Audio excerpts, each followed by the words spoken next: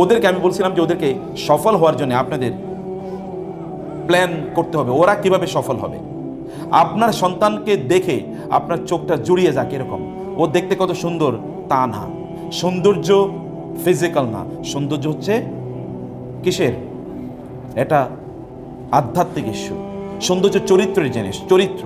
বহু মানুষের চেহারা খুবই সুন্দর, কিন্তু ওরে দেখলে ফেরাউনের চেয়েও ভয়াবহ মনে হয়। আছেন এরকম, চেহারা সুন্দর বটে, কিন্তু তার কথাবার্তা প্রত্যেকটা শব্দ পারবে এমনভাবে বলে মনের জন্য মারবে, এমনভাবে তাকায় মনের জন্য খেয়ে ফেলবে। আবার কিছু কিছু লোক আছে চেহারা হয়তো বা ধরেন ওই রকম কি বলে না, এরকম মানে চেহারা ফিজিক্যাল সৌন্দর্য হয়তো এরকম নাই, কিন্তু তার আচরণ দেখলে মুগ্ধ হয়ে যেতে হয়, আচরণ দেখে মুগ্ধ হয়ে যেতে হয়। একজন ইলাস্ট্রিয়াস ব্যক্তির একটা গল্প শুনছিলাম, এরকম ইলাস্ট্রিয়াস ব্যক্তি, তিনি হচ্ছে নিগ্রো মানে ব্ল্যাক, তো তাকে তিনি কৃতদাস, তো তার মনিব তাকে আবার খুব চরিত্রের কারণে খুবই পছন্দ করতেন তাকে, চরিত্রের কারণে। যেমন আতা ইবনে আবি রবায়ের নাম শুনেছেন, আপনারা যদি নাম না শুনে থাকেন তাহলে আপনারা বাজার থেকে একটা বই কিনে নিয়ে আসবেন। বইটার নাম হলো সাহাবীদের ঈমান দীপ্ত জীবনী। সাহাবীদের কি ঈমান দীপ্ত জীবনী, এটা বইটা বাজার থেকে কিনে নিয়ে আসবেন, পড়বেন। সেখানে আব্দুর রহমান রাফাত পাশা, তিনি একজন মিশরীয় তিনি লেখক, বাংলা বই অনুবাদ হচ্ছে, অসাধারণ বই। মানে এটা আপনি গিল্ট থাকবেন এরকম, মানে মনের জন্য বইটা আমি খাই এইরকম টাইপের বই। তো তিনি সেখানে উল্লেখ করেছেন আতা ইবনে আবি রবাহ, এখানে তাবিঈদের ইমাম দীপ্ত জীবনী, তার একটা সিরিজ মহিলা সাহাবীদের ইমাম দীপ্ত জীবনী এ নামেও আছে, এই 3টা সিরিজ তার আছে।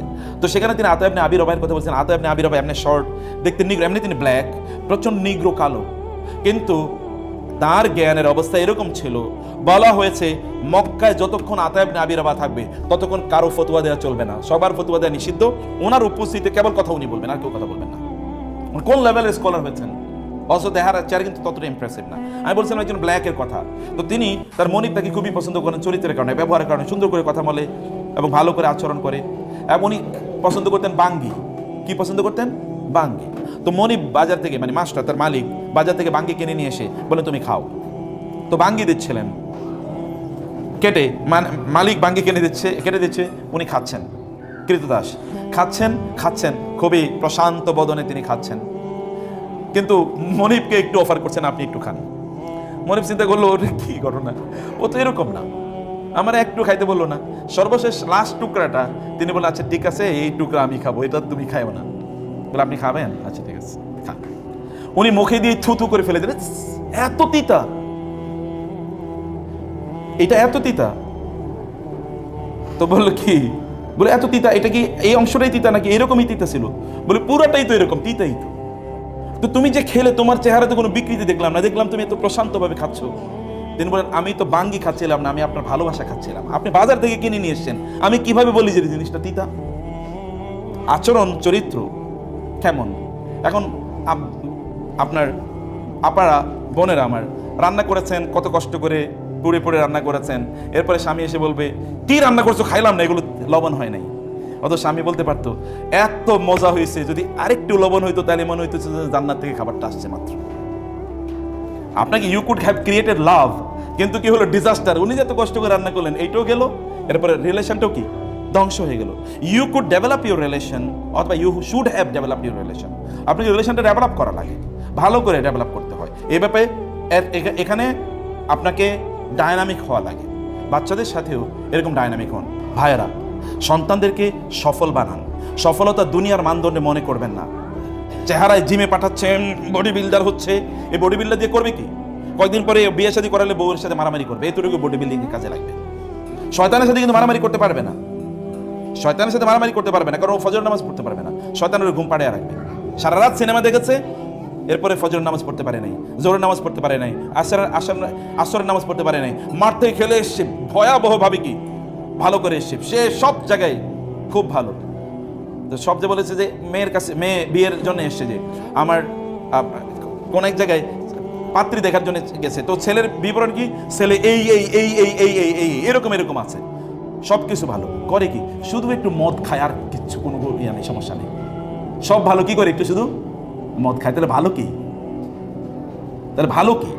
তা আপনার বডি বিল্ডার বানাইছেন আপনি, ম্যাথ অলিম্পিয়াডে সে সারা পৃথিবীর, বাংলাদেশে সে চ্যাম্পিয়ন হয়েছে, সায়েন্স অলিম্পিয়াডে অনেক ভালো, কিন্তু আল্লাহর ইবাদতের ক্ষেত্রে জিরো। মানে ওইখানে শয়তানের প্যারালালি আছে, শয়তান যে অবস্থানে আছে ও সেই অবস্থানে আছে, তাহলে কোন সফলতা? এই সফলতা কি ধুয়ে খাবে পরবর্তীতে? এটা কিয়ামতের দিনের পরে দেখবেন যে সত্যিকারের সফলতা কি। সেদিন যখন আল্লাহ জিজ্ঞেস করবে তুমি তোমার সন্তানকে কি করেছিলে বলো, তোমার সন্তানের প্রতি কি দায়িত্ব পালন করেছিলে, সেদিন বলবেন যে আমি রান্না করেছিলাম, ওকে সকালবেলা ভোরে স্কুলে নিয়ে যেতাম, আবার নিয়ে যেতাম, কোচিংয়ের টিচার আসতো, আবার প্রাইভেট টিচার আসতো, তার এই পরীক্ষা সেগুলো ওইখানে নিয়ে গেছে, ওইগুলো সব বলবেন। দেখেন তখন পার পাওয়া যায় কিনা। কাফা বিনাফসিকা আল-ইয়াওমা আলাইকা হাসিবা, নিজের বিচারটা নিজে আজকে করেন যে আমি যা করছি এটা কি ঠিক করছি কিনা।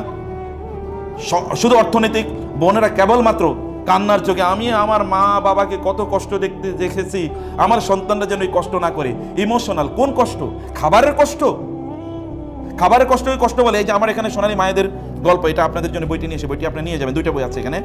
সোনালী যুগের মায়েরা, ওই যে আমি যে সকল নবী রাসূলদের অথবা যেই মায়েদের গল্প আপনাদেরকে বলেছি, এই গল্পগুলো এখানে আছে। গল্প এগুলো অথেন্টিক গল্প, বানোয়াট কোনো গল্প না।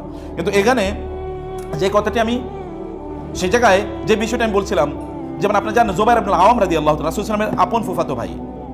রাসূল সাল্লাল্লাহু ফুফুর নাম হলো সফিয়া বিনতে আব্দুল মুত্তালিব। সফিয়ার ছেলে ছিল জুবাইর রাদিয়াল্লাহু তাআলা আনহু। জুবাইর কিন্তু সাধারণ কোনো যোদ্ধা না, পৃথিবীর শ্রেষ্ঠতম যোদ্ধার মধ্যে একজন। এই জুবাইরকে তিনি কি করতেন, মরুভূমিতে নিয়ে ফেলে রেখে আসতেন। উত্তপ্ত মরুভূমি, এখন যে কয়েকদিন আগে রোদ গিয়েছিল, রোদটা কেমন গেছে একটু দেখেন। উত্তপ্ত মরুভূমিতে রেখে আসতো। লোকেরা বলতো তুমি এত পাষাণ কেন, মা হিসেবে তুমি কেমনে এটা করো? তিনি বলেন যেই ছেলে মরুভূমি এর রোদ তাপ সহ্য করে টিকে থাকতে পারবে না, ও আল্লাহর দ্বীনের জন্য জিহাদ করবে কিভাবে? তাহলে ওই ছেলে দিয়ে আমি করবো কি? আমি কি ওকে শুধু খাওয়াবো, ওকে শুধু লালন পালন করবো? এর নাদুস নুদুস একটা চেহারা হবে, শরীর হবে, ওইখানে আপনার কি বলে একটু জ্বর হইলে তারপরে আর ঘুম থেকে উঠতে পারে না, এর মধ্যে বডি বিল্ডার বানিয়েছি, কোনো কিছু নাই, শরীরে কোনো স্ট্যামিনা নাই, তো ও যুদ্ধ করবে কিভাবে? এবং সত্যিকার অর্থে তিনি কত বড় বীর যুদ্ধ হয়েছেন জানেন? কত বড় বীর যুদ্ধ। রাসূল সাল্লাল্লাহু আলাইহি ওয়াসাল্লাম বলেছেন প্রত্যেক নবীর জন্য হাওয়ারি থাকতো, আর আমার জন্য হাওয়ারি হলো কে? জুবাইর ইবনে আওয়াম। মানে প্রত্যেকের পার্সোনাল সেক্রেটারি, যিনি তাকে রক্ষা করবেন, একেবারে তার সাথে বডির সাথে লেগে থাকতেন সিকিউরিটি গার্ড হিসেবে, আমার হাওয়ারি হলো এই যে জুবাইর। কেমন যোগ্য করে আল্লাহ রাসূল, মানে আল্লাহ রাসূলের জন্য তিনি তাকে তৈরি করেছেন, বা মা কিভাবে তাকে তৈরি করলেন। আপনি কেবল খাওয়ানো কি সফলতা মনে করবেন না। আপনার বাপ দাদারা কষ্ট করেছে, আপনার নিজেরা কষ্ট করেছেন, দেখছেন ছেলেরা যেন কষ্ট না করে। আমি ভালো স্কুলে পড়তে পারি নাই, ওরে ভালো স্কুলে পড়াবো, ভালো ইউনিভার্সিটিতে পড়াবো। তো ভালো ইউনিভার্সিটি যত ভালো জায়গায় পড়ালেন তত জাহান্নামের কাছাকাছি গেল। ভালো মানে কি? ভালো মানে হচ্ছে তাকে জান্নাতের পথে নিয়ে গেলেন কিনা। ওর রিজিকের দায়িত্ব আল্লাহ তাআলার, কিন্তু ওকে জান্নাতে নেওয়ার দায়িত্ব আপনার। আপনাকে সে পথ দেখাতে হবে। এই পথগুলো আপনারা তৈরি করবেন, সযত্নে তৈরি করবেন। কথাগুলো শুধু শুনেই যাবেন এরকম না। মনে করবেন যে ওনাদের কাজই হচ্ছে শুনিয়ে দেওয়া। আপনার না শুনলেও পৃথিবীতে শোনার মতো বহুত লোক আছে। আপনার জান্নাতে যদি না যান তাহলে এটা আপনাদের দায়িত্ব। আমাদের দায়িত্ব, মাদানী সাহেবের দায়িত্ব অথবা রাকিবের দায়িত্ব, আমাদের দায়িত্ব শুধু কথা বলে যাওয়া। আপনি মনোযোগ দিয়ে শুনলেন কি শুনলেন না এটা আপনার ইস্যু। কোন একদিন তখন বলবেন ইয়া হাসরাতান, ইয়া ওয়াইলানা, ইয়া ওয়াইলাতা। সেদিন আপনি হয়তো বলবেন যে হায় লাম আত্তাখিজ ফুলানান খালিলা, অমকের যদি বান্ধবী না বানাইতাম, অমকের যদি বন্ধু না বানাইতাম। ইয়া লাইতানি ইত্তাখাযতু মা'আর রাসূলি সাবিলা, হায় নবী রাসূলের কথা যদি শুনতাম, তাদের কথা অনুযায়ী যদি চলতাম। সেদিন বলে তো কোনো লাভ নাই, সেদিন আফসোস করে কোনো লাভ হবে না। আফসোস যা করে এখানে করে যান। সেদিন চোখের পানি ফেলতে হবে, সেদিন চোখের পানি ফেলে কোনো লাভ হবে না। আজকে চোখের পানি ফেলতে হবে এবং বাচ্চাদেরকে সত্যিকারে ওদেরকে সফল বানান। সত্যিকার সফলতা ভালো মানুষ হওয়া, সত্যিকার সফলতা জ্ঞান অর্জন তারা করবেই। জ্ঞান অর্জন বড় কোনো শিক্ষা প্রতিষ্ঠানে করলেই হয় না। আমরা গ্রামে পড়েছি, এখানে যে শেখদেরকে জিজ্ঞেস করলে দেখবেন অধিকাংশ গ্রামে পড়ছে। যেই শিক্ষা প্রতিষ্ঠানে পড়ছি ওটার নাম হয়তো 10,000-এর মধ্যেও নাই। জ্ঞান বিতরণ, জ্ঞান দেয়া এটা আল্লাহর কাজ। আপনি রিজিক দেয় এটা আল্লাহ সুবহানাহু ওয়া তাআলার কাজ। আপনার এখন সম্পদ অনেক, আপনার বাপ দাদাদের সম্পদ গিয়ে দেখেন কতটুকু ছিল। এখন তো গ্রাম অঞ্চলে গেলে অট্টালিকা ভর্তি, এর আগে তো গ্রাম অঞ্চলে টিনের ঘরও পাওয়া যেত না। অতএব সম্পদ মানুষের বাড়ছে, সম্পদ বাড়বেই, সম্পদের জিম্মাদারি আল্লাহ তাআলার, কিন্তু ওকে ভালো মানুষ বানানোর জিম্মাদারি আপনার। এটা আপনাকে করতে হবে, এটা মনোযোগ দিয়ে করবেন। প্রত্যেকটা সেকেন্ড ম্যাটার করে। ভয়াবহ যুগ আছে এখন, ভয়াবহ যুগ মানে যুগকে গালি দিচ্ছে না, ভয়াবহ পরিস্থিতি বিরাজ করছে চারিদিকে। কয়েকদিন পরে যদি আপনার মেয়ে এসে বলে মা আমি তো মনে মনে ছেলে হয়ে গেছি, কিছু বলার নাই, কিছু বলতেও পারবেন না। অথবা ছেলে এসে যদি বলে মা আমি তো মনে মনে মেয়ে হয়ে গেছি, কিছু বলতে পারবেন না, বলার অধিকারই থাকবে না, সুযোগই থাকবে না। আপনি বলবেন কোথায়? ওই বাসা থেকে বের হয়ে যাবে। আপনি বলে কি করবেন? বাসা থেকে বের হয়ে যাবে স্রেফ, তাই না? তো সেই কারণে ওদেরকে ভালো মানুষ বানানোর জন্যে ওদেরকে সম্পদ বানান, ওদেরকে আল্লাহর সাথে পরিচয় করিয়ে দেন। আল্লাহকে যদি ওরা চেনে তাহলে ওরা কোনোদিন আপনাদেরকে ভুলবে না। ওরা যদি আল্লাহকে না চেনে তাহলে ওরা আপনাকে ভুলে যাবে নিশ্চিত, ওরা আপনাকে কষ্ট দেবেই। লিখে নেন, সোনার অক্ষরে এটা বাধাই করে বাসায় রাখবেন। ওরা যদি আল্লাহকে না চেনে ওরা আপনাকে কষ্ট দেবেই দেবে, মাস্ট। এটা বিপরীত কোনো কিছু নাই। যতই উন্নতি হন না কেন, ইউরোপিয়ানরা আপনাদের চেয়ে কম উন্নত না, কিন্তু গিয়ে দেখেন ওদের বাবা মার পরিস্থিতি কি, দিয়ে দেখেন যে বাবা মার খবর নেয় কিনা বাচ্চারা। 15-16 বছরের, আপনি 10 বছর 11 বছরের বাচ্চারা, আমরা এরকম আমাদের স্কুলে এরকম বহু ঘটনা ঘটেছে। ইউরোপ আমেরিকা থেকে চলে এসছে বাচ্চাদেরকে নিয়ে, ওইখানে থাকতো। কেন চলে এসছে? কারণ পাশের বাসার বোন বাচ্চাকে কি করেছিল, একটু শাস্তি দিয়েছিল, মানে ওকে শাসন করেছিল। বাচ্চা 999 ফোন করছে, পুলিশ এসে কি করেছে, মা বাবারে নিয়ে পুলিশে ধরে নিয়ে গেছে, এবং নিয়ে সন্তানদেরকে নিয়ে গেছে আলাদা। সন্তানের কোথায় আছে জানে না মা বাবা, এবং মা বাবা জানে না সন্তানরা কোথায় আছে, এবং সন্তানরা জানে না সন্তানরা পুলিশের কাস্টডিতে আলাদা করে থাকছে। এখন মা বাবা কয়েক বছর জেল খাইটা এখন চলে এসছে দেশে, যে কি করবে? এটা ইট হ্যাপেন্স, এটা আপনাদের দেশে শুরু হবে। কারণ এই টাইড, এই জোয়ার সর্বত্র চলছে, শয়তানের জয় জয়কার সর্বত্র। আর শয়তানকে যদি রুখে দিতে হয় তাহলে আপনারাই কেবলমাত্র রুখতে পারেন, কেবল বোনেরা। বোনেদের এক হাতে থাকে দোলনা, আর এক হাতে থাকে কি পৃথিবী। বোনরা এক হাতে থাকে দোলনা, আর এক হাতে থাকে পৃথিবী। ওমর রাদিয়াল্লাহু আনহু বলেছেন যে আমার বাবার শাসন আমাকে ভালো মানুষ বানাইছে, আদারওয়াইজ আমি ভালো মানুষ হতাম না। আমার বাবার শাসন আমাকে ভালো মানুষ বানিয়েছে। আমার বাবা যদি আমাকে শাসন না করে, আমাকে ছোটবেলায় তিনি মার দিয়েছিলেন।